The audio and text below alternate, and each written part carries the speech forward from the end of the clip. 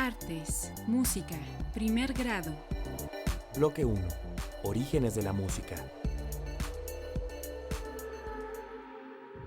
El hombre primitivo encontraba música en la naturaleza y en su propia voz, manifestando sus emociones y sentimientos, y posteriormente para acompañar su canto.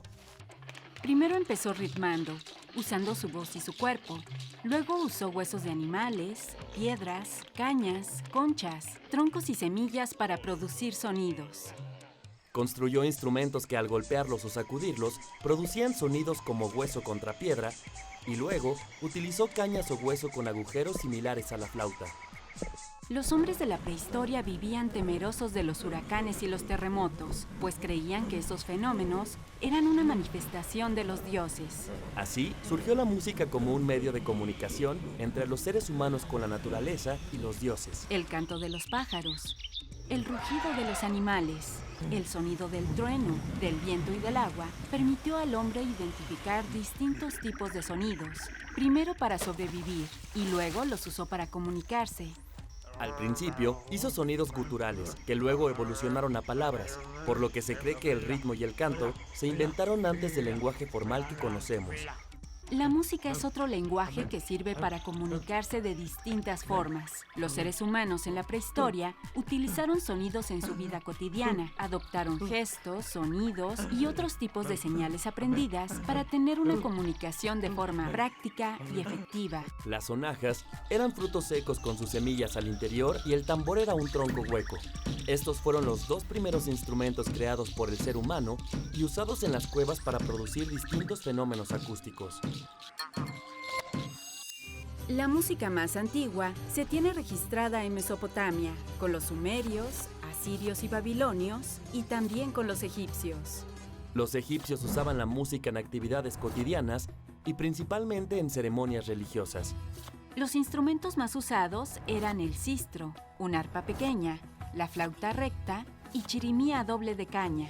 En Mesopotamia se creó por primera vez una escritura musical, aunque no hay certeza de cómo la interpretaban. En templos, centros de esparcimiento y de estudio, había pequeños conjuntos que tocaban arpa, lira, tambor, platillos y chirimías. En los rituales relacionados con la guerra se usaban trompetas y flautas dobles. Los hebreos atribuían a la música un poder mágico y consideraban que con ella se podría llamar la atención de Dios. En los países en Medio Oriente y el norte de África, también permeó una gran influencia musical durante siglos.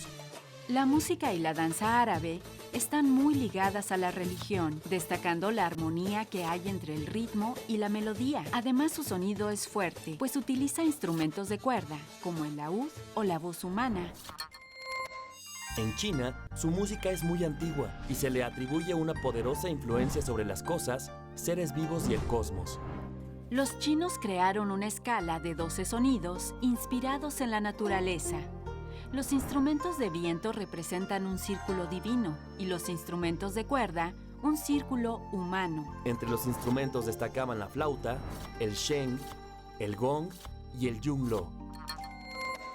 Gran parte de la teoría musical japonesa está ligada al koto, su instrumento tradicional, que según la leyenda fue entregado por un espíritu a una dama noble.